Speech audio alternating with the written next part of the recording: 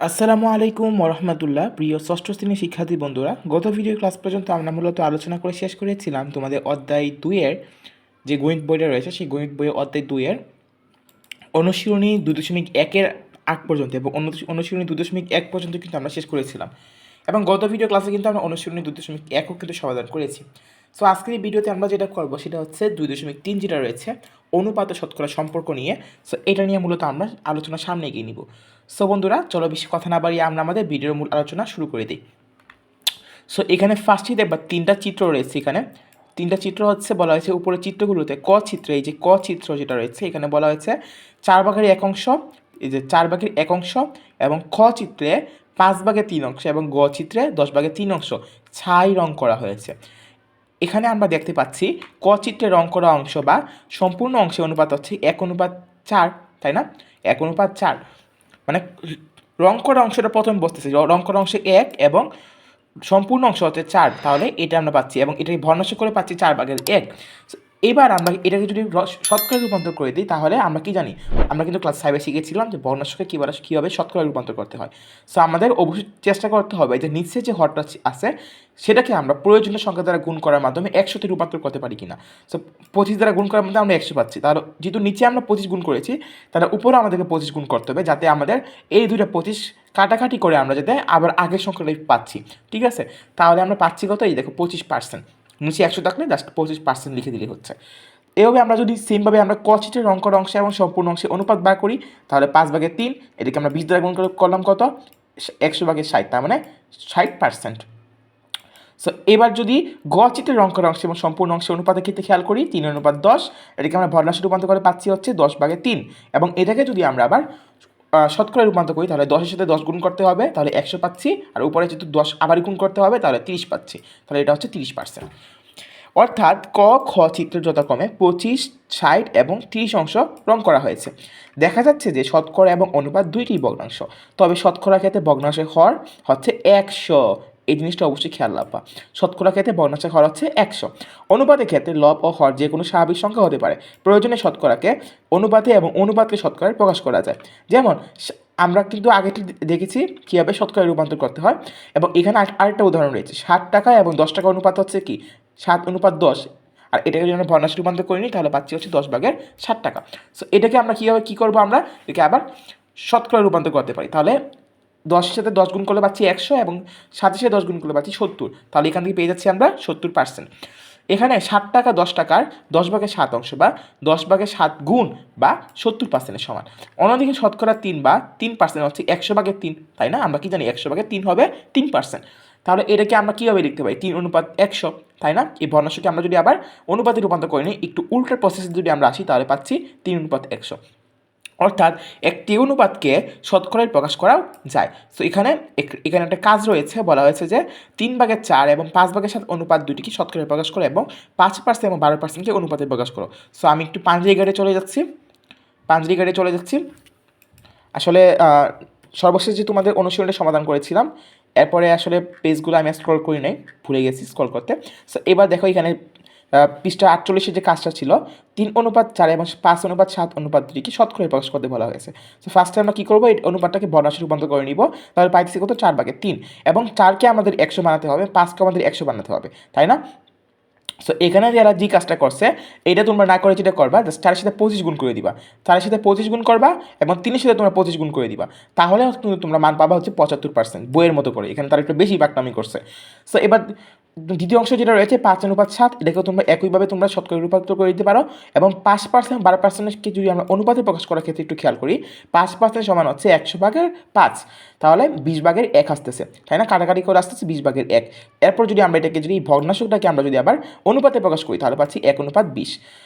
আবার 12%কে যদি আমরা প্রথম কী করলাম, ভগ্নাংশে রূপান্তর করলাম, তাহলে কত আসবে 100/12 এবং এই 100/12কে আমরা যদি একটু কাটাকাটি করি বা লঘিষ্ঠকরণ করি তাহলে পাচ্ছি 25/3 এবং এই ভগ্নাংশটাকে যদি আমরা আবার অনুপাতে প্রকাশ করে দিই তাহলে পাচ্ছি 3:25। ঠিক আছে, দ্যাটস দ্য মিনিং। ঠিক আছে, সো এবার দেখো আমরা কাজটা করে ফেললাম। এবার উদাহরণ 7 যেটা রয়েছে সেটা আমরা একটু খেয়াল করি। বলা হয়েছে অনুপাত এবং দশমিক ভগ্নাংশে রূপান্তর করতে হয়েছে। সো অনুপাত এইটাকে আমাদের অনুপাত এবং দশমিক ভগ্নাংশে উভয়টাই রূপান্তর করতে হবে। তো ফার্স্টে আমরা কী করবো, ভগ্নাংশে রূপান্তর করবো। সো ভগ্নাংশে রূপান্তর করে পাচ্ছি কত, যেহেতু শতকরা আছে তাহলে আমাদের নিচে হবে 100, উপরে হবে এই যে এই মানটা, বা ভগ্নাংশ আকার আসবে এই যে এটা 100/15। সো 100/15কে আমরা যদি অনুপাতে প্রকাশ করি, ফার্স্টে আমরা কী করবো, এটা দেখবা যে এটা কাটাকাটি যায় কেন উপরে নিচে, বা লঘিষ্ঠকরণ করা যায় কিনা। সো লঘিষ্ঠকরণ করলে পাচ্ছি হচ্ছে 20/3।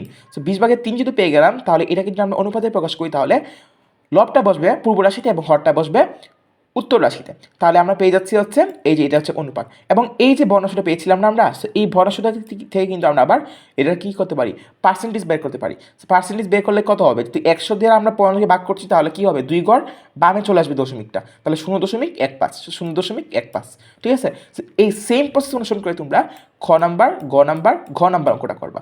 সো ইও নাম্বার যেটা রয়েছে, ইও নাম্বারটা যেটা করতে হবে, যেহেতু মিশ্র বর্ণাংশ রয়েছে, ফার্স্টে তোমাদেরকে এটা একটা অপ্রকৃত বর্ণাংশে রূপান্তর করে নিতে হবে। এই যে দেখো অপ্রকৃত বর্ণাংশে রূপান্তর করে নিচ্ছে। সো অপ্রকৃত বর্ণাংশে রূপান্তর করার পর যে পার্সেন্টেজ যেটা ছিল, পার্সেন্টেজের জন্য আমরা সবসময় জানি 1/100 আনতে হয়। ঠিক আছে, 1/100 আনতে হয়, 100/1 আনতে হয়, 100/1 আনতে হয়। সো 100/1 আনার পরে আমরা যদি গুণ করি তাহলে পাচ্ছি 1000/81। তাহলে এটাকে যদি আমরা দেখো, এটাকে কিন্তু আমরা কিন্তু কোনোভাবে কিন্তু লঘিষ্ঠকরণ করতে পারছি না, বা কাটাকাটি যায় না উপরে নিচে কোনো সাধারণ সংখ্যা দ্বারা। সো এটাকে যদি আমরা অনুপাতে প্রকাশ করি তাহলে পাচ্ছি 81/1000। এবং এটাকে যদি আমরা এই যে বর্ণাংশটাকে এটাকে যদি আমরা আবার কী করি, যদি আমরা দশমিকে রূপান্তর করি তাহলে দশমিক চলে আসবে 3 ঘর বামে, কারণ 3টে শূন্য আছে, তাহলে 0.08। এবং এইটাই হচ্ছে আমাদের উত্তর। এবার দেখো আবার বলা হচ্ছে উদাহরণ 8-এ বলা হচ্ছে নিম্নে ভগ্নাংশগুলোকে শতকরায় প্রকাশ করতে বলা হয়েছে। সো এখানে ভগ্নাংশগুলো রয়েছে, আমরা কী করবো, চেষ্টা করবো যাতে হরে কোনোভাবে আমাদের 100 আনতে পারি। সো হরে আমরা কত দ্বারা গুণ করলে 100 আসে, একটু চিন্তা করে দেখো তো। আমরা যদি হরে যদি এখানে 25 গুণ করে দিই, 25 4 গুণ 25 গুণ করি, তাহলে কিন্তু আমরা 100 পাচ্ছি। আবার উপরে কিন্তু আমাদের 25 গুণ করতে হবে, তাই না? তাহলে এটা কিন্তু 25% হবে। এখানে তারা যে স্টেপগুলো ফলো করে তোমরা এভাবে না করে তোমরা যেটা করবা সেটা হচ্ছে উপরে যে আমরা করেছিলাম, একটু দেখাই আমি, কোথায় গেল, এই যে এখানে আমরা 3টা অঙ্কের ক্ষেত্রে যে আমরা স্টেপগুলো ফলো করেছিলাম, তোমরা এই স্টেপ ফলো করে তোমরা বর্ণাংশটিকে শতকরা বার করবা, সব থেকে বেশি বেটার হয় এবং তোমাদের জন্য বুঝতেও সুবিধা হবে। সো এইভাবে না করে তোমরা ওইভাবে করবা, কিন্তু উত্তর তোমাদের কিন্তু সেম আসবে, উত্তর তোমাদের সেম আসবে। তারপরে দেখো উদাহরণ 9 যদি আমরা খেয়াল করি, বলা হয়েছে একটি রাশি অপর একটি রাশি 50%, রাশি তুতি অনুপাত নির্ণয় করতে বলা হয়েছে। তো 50% মানে কি, আমরা 50% যদি আমরা ভগ্নাংশে রূপান্তর করি তাহলে পাইতেছি 100/50, অর্থাৎ একটি রাশি 50 হলে অপর রাশিটি হবে 100, তাই না? সো 50 এবং 100 অনুপাতটা হচ্ছে 50/100। এটাকে যদি আমরা সরলীকরণ করি তাহলে পাইতেছি 1/2। তাহলে নির্ণীয় রাশি দুইটি অনুপাত হচ্ছে 1/2, একদম সিম্পল। তারপর আমরা যদি 10 নম্বর কোয়েশ্চনটা খেয়াল করি, বলা হচ্ছে দুইটি রাশির যোগফল 240, তাদের অনুপাত 1/3, রাশি দুটি নির্ণয় করো এবং প্রথম রাশি দ্বিতীয় রাশি শতকরা কত অংশ। সব রাশি ধরে কীভাবে নির্ণয় করতে হয় এগুলো কিন্তু আমরা 2.1 যেটা ছিল সেটা কিন্তু আমরা আলোচনা করেছি, এবং এটা তোমরা পারবা। সো এইখান থেকে তোমরা যেটা করবা, রাশি দুটো প্রথমে কী করবা, নির্ণয় করবা। নির্ণয় করার পর কী বলা হয়েছে, প্রথম রাশি দ্বিতীয় রাশি শতকরা কত অংশ। সো দ্বিতীয় রাশি যেহেতু কথাটা বলা হয়েছে, তোমাকে অবশ্যই দ্বিতীয় রাশিটাকে তোমাদের নিচে নিতে হবে, বা প্রথম রাশি অনুপাত দ্বিতীয় রাশি এইভাবে তোমরা কল্পনা করে নিতে পারো। তাহলে দেখো 3/1 আসতেছে, তো 3/1কে আবার আমরা যেটা করলাম সেটা হচ্ছে আমরা শতকরা রূপান্তর করে দিলাম। শতকরা রূপান্তরের ক্ষেত্রে তোমরা এই স্টেপগুলো ফলো না করে, আমি তোমাদেরকে যেভাবে বলেছিলাম শুরুর দিকে যেভাবে করেছিলাম অঙ্কগুলা, চেষ্টা করবা হরটাকে তোমরা যেভাবেই হোক 100 বানানোর জন্য কোনো একটা সংখ্যা দ্বারা গুণ করে।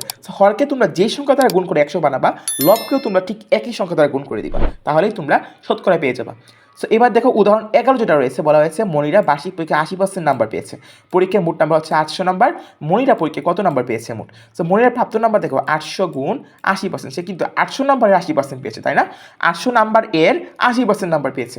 তাহলে এখান থেকে আমরা কী করতে পারি, 80%কে আমরা পাবো হচ্ছে 100/80।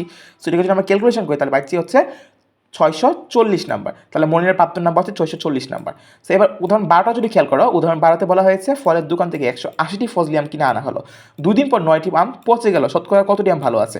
কিনে আনা হয়েছে 180টা, 9টা আম পচে গেলে আম থাকবে কয়টা ভালো, 9টা আম পচে গেলে ভালো থাকবে হচ্ছে 171টা আম। এই দেখো 171টা আম ভালো আছে। সো আমাদেরকে বার করতে বলা হয়েছে কতটি আম ভালো আছে। তাহলে যে ভালো অংশ সব মিলে সে যতটি আম কিনেছে সেটা যাবে নিচে, এবং তারপর হচ্ছে তার কাছে যতটি আম ভালো আছে সেটা থাকবে উপরে, এবং এদের অনুপাতটা হবে ভালো আম অনুপাত মোট আমের অনুপাত।